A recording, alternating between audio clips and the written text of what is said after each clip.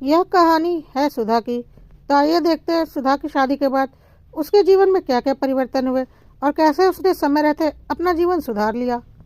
नई बहू सुधा विदा होकर ससुराल आ चुकी थी और नए घर में यानी कि अपने ससुराल में सामंजस्य स्थापित करने की कोशिश कर रही थी। वह अपनी तरफ से पूरी कोशिश कर रही थी कि उसकी वजह से घर में किसी को कोई तकलीफ ना हो और वह अच्छे से इस नए घर में अपना आप को ढाल सके। पर वह जितनी भी कोशिश करती थी वह कम ही पड़ जाती थी और बात बात में कभी उसे सास तो कभी ननंद के और कभी ससुर के ताने सुनने को मिल जाते थे। उसकी समझ में नहीं आता था कि ऐसा क्यों हो रहा है। ससुराल में सास ससुर, एक ननंद और एक देवर थे। देवर दूसरे शहर में नौकरी करते थे और सुधा का पति इसी शहर में एक प्राइवेट नौकरी करता था। कुछ दिनों के बाद सुधा ने यह गौर करना शुरू किया कि जितना मान सम्मान उसके देवर का उसके ससुराल में है, उतना मान सम्मान उसके पति का नहीं है। उसे इसकी वजह समझ में नहीं आ रही थी कि ऐसा कैसे हो सकता है कि दो बेटों में माता पिता इस प्रकार का भेदभाव कर रहे हैं। जहाँ देवर को हर बात में मालिक बनाकर उसका राय मशवरा लिया जाता था, वहीं उसके पति और उसकी कोई पूछ नहीं होती थी, बल्कि उन्हें एक नौकर समझा जाता था। एक दिन उसने इस बारे में अपने पति से बात की तो उसके पति ने बोला कि इसकी वजह सिर्फ और सिर्फ यह है कि उसका छोटा भाई एक बहुत अच्छी सरकारी नौकरी करता है और वह माता पिता की नज़र में काबिल है, और क्योंकि मैं एक प्राइवेट नौकरी करता हूँ तो मैं नक्कारा हूँ। इस पर सुधा ने बोला, लेकिन उससे क्या मतलब, आप भी अपना खर्चा चलाते हैं और आपका भाई भी अपना खर्चा चला रहा है। कोई किसी से कुछ मांग तो नहीं रहा और जिसकी जितनी आय है वह उस हिसाब से अपनी ज़िंदगी चला रहा है, तो इसमें माँ बाप को ऐसा भेदभाव करने की क्या ज़रूरत है। बेटे तो दोनों उन्हीं के हैं। पर उसके पति ने कहा कि यह तो जिस दिन से छोटे भाई की सरकारी नौकरी लगी है उसी दिन से मैं झेल रहा हूँ। और सुधा ने इस बात पर भी गौर किया कि उसकी छोटी ननंद भी अपने छोटे भाई के का साथ ज़्यादा देती थी और बड़े भाई की कोई इज्जत नहीं करती थी। जबकि ऐसा नहीं था कि बड़े भाई कोई खराब नौकरी करता था या उसे कोई आर्थिक तंगी थी। सिर्फ यह एक कारण था कि वह सरकारी नौकरी ना करके प्राइवेट नौकरी करता था। फिर सुधा ने सोचा कि छोड़ो, मुझे क्या फ़र्क पड़ता है, मेरा पति तो इतना अच्छा है, मेरा इतना ख्याल रखता है, बाकी उनके बारे में क्या सोचते हैं उससे मुझे क्या। और इसी प्रकार से सुधा की ज़िंदगी चल रही थी। कुछ सालों के बाद सुधा के ननंद की शादी की चर्चा शुरू हो गई और फिर ननंद की शादी के लिए छोटे भाई से राय मशवरा लिया गया और बड़े भाई और भाभी से कोई राय मशवरा नहीं लिया गया, क्योंकि माता पिता की नज़र में छोटा बेटा ही मालिक था और छोटे बेटे ने फ़ोन पर सारा राय मशवरा दिया था और अपनी मालिकगिरी दिखाई थी। और यह नहीं सोचा था कि बहन की शादी की जिम्मेदारी उसकी भी है और उतनी ही है जितनी कि बड़े भाई की, तो चलकर रिश्ता ढूंढने में थोड़ी मदद की जाए। जितनी दौड़ भाग करनी थी बड़े भाई ने की और एक अच्छे घर में बहन का रिश्ता तय हो गया। घर में जितनी तैयारियां करनी थी वह बड़े भाई भाभी ने की, लेकिन शादी के 2-3 दिन पहले छोटा बेटा आया और मालिक बन गया और पूरी शादी में वही आगे रहा और उसी को माता पिता ने अगवा बनाकर रखा, जैसे कि सारा कुछ उसी ने किया हो। और ननंद ने भी ऐसा ही किया। छोटे भाई को ही सब कुछ समझा और ननंद के ससुराल वालों को भी यह समझ में आ गया कि बड़े भाई की इस घर में कोई औकात नहीं, सब कुछ छोटा भाई ही है। सुधा और उसके पति को यह बात बहुत खल रही थी, लेकिन वह कर ही क्या सकते थे जब माता पिता खुद ही ऐसे थे कि उन्होंने छोटे बेटे को ही घर का मालिक बना रखा था। खैर, अब ननंद की शादी हो चुकी थी और वह अपने ससुराल जा चुकी थी। सब अपनी रोज की दिनचर्या में लग गए थे। देवर भी अपनी नौकरी पर जा चुका था। उसके 1 साल के बाद देवर के शादी की बात होने लगी और फिर देवर की शादी भी एक अच्छे घर में तय कर दी गई। इस बार भी वही हुआ। सुधा और उसके पति की कोई भी सलाह नहीं ली गई और ना ही उन्हें किसी मामले में शामिल किया गया। नई दुल्हन घर में आ चुकी थी। सुधा की देवरानी के रूप में देवर ने 2 महीने की छुट्टी ले रखी थी, क्योंकि ससुराल वाले घर में देवर अपने रूम को और अधिक सुंदर बना रहा था और उन्हें घूमने भी जाना था। सुधा को याद आ रहा था कि जब वह विदा होकर आई थी तब उसे कैसे एक टूटे फूटे रूम में बिठा दिया गया था, और आज देवरानी को रूम देखकर उसे ऐसा लग रहा था कि कितना फर्क है उसके और देवरानी के रूम में। उसके बाद सुधा ने यह भी गौर किया कि वह और उसका पति शादी के बाद कहीं भी बाहर घूमने जाना चाहते थे तो सास ससुर ने उन्हें जाने नहीं दिया, लेकिन आज जब देवर देवरानी जाना चाहते हैं तो उन्हें किसी भी प्रकार की कोई रोक टोक नहीं है। वह पूरी तरह से स्वतंत्र है। खैर, सुधा कर ही क्या सकती थी। यह सब तो वह शादी के बाद से ही देख रही थी। उसके बाद कुछ दिनों के बाद देवर अपनी पत्नी को लेकर अपने शहर चला गया और सुधा की रोजमर्रा की दिनचर्या शुरू हो गई। लेकिन देवरानी के आ जाने के बाद से ही सुधा की जिंदगी और ज्यादा खराब हो चुकी थी। क्योंकि वह साल में कुछ दिनों के लिए बीच बीच में ससुराल आती थी, लेकिन क्योंकि वह घर के मालिक की बीवी थी तो उसे कोई भी काम नहीं करना होता था, और जब भी वह आती तो ननंद भी आ जाती और यह सब मिलकर मालिक बनकर बैठे रहते और सुधा को सबकी खातिरदारी करनी होती थी। सुधा इन सब में अपने बच्चों का भी ध्यान नहीं रख पाती थी, और इस बारे में जब उस अपने पति से बोलती थी तो उसे भी लगता था कि उसकी पत्नी अकेले सारे घर की जिम्मेदारी क्यों निभाए। पर उसे यह भी पता था कि यदि वह अपने माता पिता से इस बारे में बात करेगा तो वह बहुत बड़ा बवाल खड़ा कर देंगे।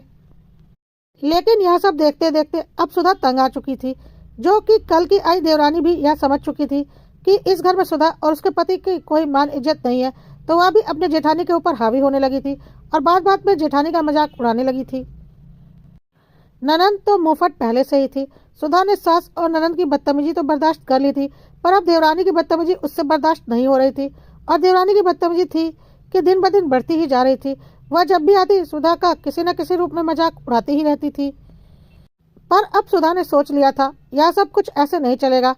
अब इस बात का उन्हें माकूल जवाब मिलेगा और मिलना भी चाहिए। खैर, इस बार गर्मी की छुट्टियों में देवर देवरानी पूरे 1 महीने के लिए आए थे। सुधा ने सोच लिया था कि अब तक जो होता आया था वह अब नहीं होगा और सबको उनके किए का हिसाब देना ही पड़ेगा। देवरानी के आते ही ननंद भी अपने बच्चों को लेकर मायके आकर बैठ गई और सोच लिया कि चलो सुधा भाभी तो हर बार की तरह हमारी चाकरी करेंगे ही। थोड़ी देर में देवरानी और ननंद ने देखा सुधा अपना बैग पैक कर रही है, तो उन्होंने तुरंत ही जाकर अपनी माँ को बताया। माँ ने जाकर बड़ी बहू से पूछा कि तुम बैग पैक क्यों कर रही हो, तो उसने कहा मैं और मेरे पति और बच्चे 15 दिनों के लिए मसूरी घूमने जा रहे हैं। काफ़ी टाइम हो गया है, हम कहीं भी बाहर नहीं गए।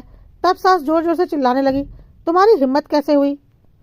तुम लोगों ने 15 दिन घूमने का प्लान बना लिया और हमें बताना तक जरूरी नहीं समझा। ऐसे कैसे चली जाओगी?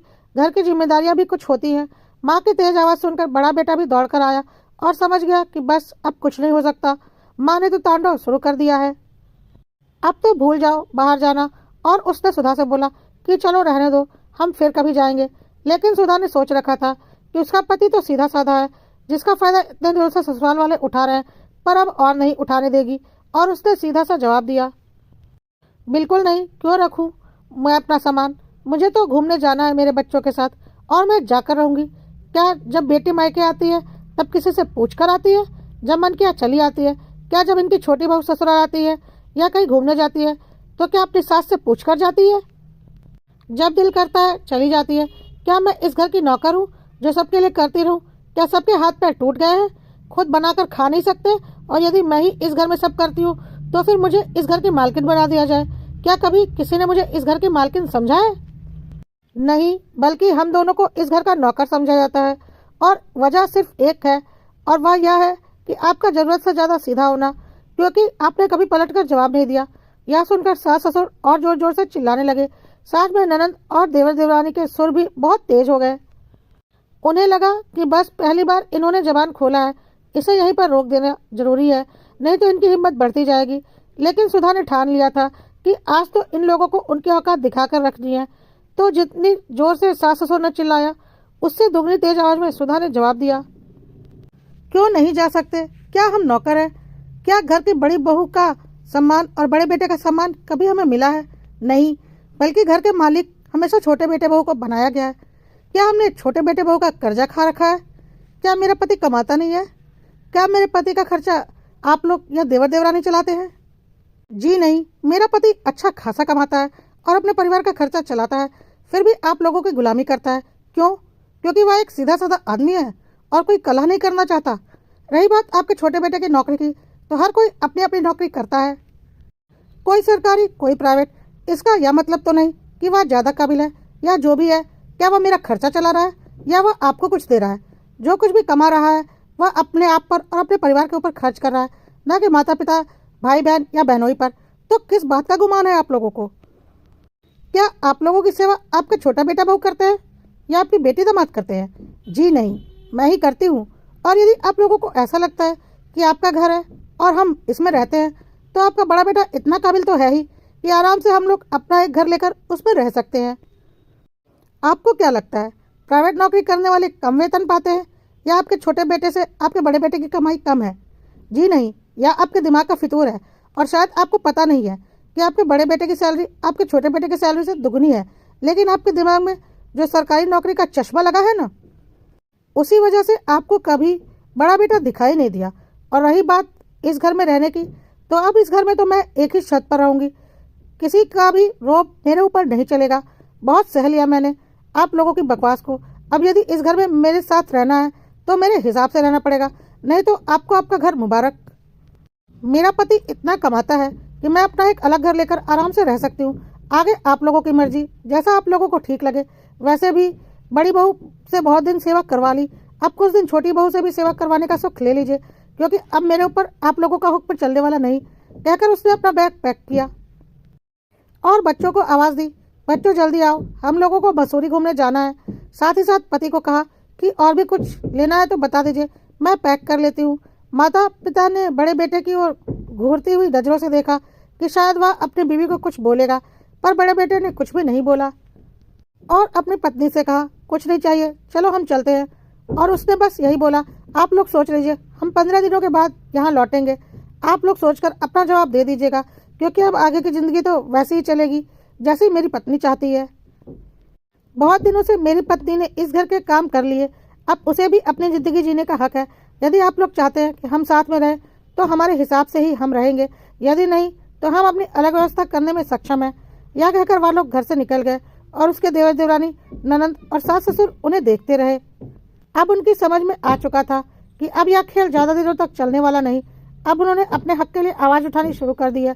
ननंद को भी समझ में आ गया था कि अब मायके में उसकी खातिरदारी करने के लिए उसकी भाभी मौजूद नहीं रहेगी, तो उसने भी जल्दी से अपना सामान पैक कर लिया और बोला, माँ मैं चलती हूँ, मेरी ननंद भी छुट्टियों में आने वाली है। यह सब देखकर सासू माँ का दिमाग घूम गया और उन्हें अपना सिंहासन डोलता हुआ नजर आया। उन्होंने छोटी बहू से बोला, बेटा जरा एक गिलास पानी देना, मुझे तो चक्कर आ रहे हैं, और जरा अदरक वाली चाय भी बना देना। छोटी बहू ने बोला, माँ जी क्या आपने मुझे नौकरानी समझ रखा है? मैं तो वहाँ अपने घर का कोई काम करती ही नहीं, फुल टाइम के लिए मेड रखा हुआ है, तो आपको क्या लगता है मैं ससुराल में काम करूंगी? अदरक वाली चाय तो मुझे भी पीने का मन हो रहा है, हो सके तो मेरे लिए भी एक कप बना दीजिएगा। और हाँ, कल की ट्रेन से मैं वापस जा रही हूँ, मेरे बस का नहीं यहाँ पर काम करके रहना, आप अपना देख लीजिए। कहकर वह और उसका पति अपना सामान पैक करने निकल गए। सास ससुर को समझ में आ गया कि जिसे उन्होंने मालिक बनाकर इतने दिनों तक रखा वह उनका कितना करने वाला है। उन्हें यह भी समझ में आ चुका था कि अब यदि उन्होंने समझौते करके बड़ी बहू को उसके हक नहीं दिए और उसके साथ उसके अनुसार ढलकर नहीं रहे, तो वह भी अब उन्हें पूछने वाली नहीं है। उन्होंने समझौता करने में ही अपनी भलाई समझी और सोचने लगे कि चलो बहू के आने से पहले उसके रूम को बहुत सुंदर सा बनवा देंगे ताकि वह आने पर खुश हो जाए। सासू माँ ने छोटी बहू को बोल दिया कि तुम्हें कल जाने की जरूरत नहीं, तुम आज ही जा सकते हो, क्योंकि यह मेरा घर है, तो मैं तय करूंगी कि यहाँ कौन रहेगा और कौन नहीं। और मैं यह तय करती हूँ कि इस घर में मेरे बड़े बेटे बहू मालिक और मालकिन बनकर रहेंगे, और आज तक उनके साथ जो नाइंसाफी हुई है उसे मैं दूर करूंगी, क्योंकि मुझे पता है बुढ़ापे में हमारा बड़े बेटे बहू के अलावा कोई नहीं करने वाला। और हाँ, तुम अदरक वाली चाय अपने शहर में जाकर अपनी मेड से बनवाकर पी लेना, क्योंकि मैं तुम्हारी मेड नहीं हूँ। मुझसे जो गलती हुई थी वह मुझे समझ में आ चुकी है और अब मैं उसे सुधार लूंगी। समय रहते तुम भी सुधर जाओ, नहीं तो वक्त अच्छे अच्छों को ठीक कर देता है। तुम्हारी भी गलती नहीं है, तुम्हें भी शह हमने ही दी थी। जब हम सुधर रहे हैं तो तुम भी सुधर जाओ तो अच्छा रहेगा। इसके साथ ही सासू माँ ने अपनी बेटी को भी फोन लगाया और बोला कि आइंदा जब भी मायके आना हो तो यह सोच कर आना कि बड़ी भाभी की इज्जत करनी है, और साथ ही साथ घर के कामों में उनका हाथ भी बंटवाना है। और यदि ऐसा नहीं कर सकती तो मायके आने की कोई जरूरत नहीं। तुम्हारा भी मन मैंने ही बढ़ाया था, तो आज मैं उस गलती को ठीक कर रही हूँ। आज मैं इस बात को स्वीकार करती हूँ कि अपने बच्चों में भेदभाव करके माता पिता ही अपने बच्चों को आपस में दुश्मन बना देते हैं। यदि वह बच्चों को बराबर प्यार व सम्मान दे तो बच्चे कभी भी एक दूसरे के दुश्मन नहीं बनेंगे। और यह गलती हमें समझ में आ गई है और समय रहते हम इसे सुधार जरूर लेंगे और हमारा परिवार फिर से एक हो जाएगा। और यदि नहीं हुआ तो हमें इसे अपनी गलती मानेंगे, इसमें किसी का कोई दोष नहीं होगा। कोई गलती हो तो क्षमा। कड़वा सत्य, कॉपीराइट्स।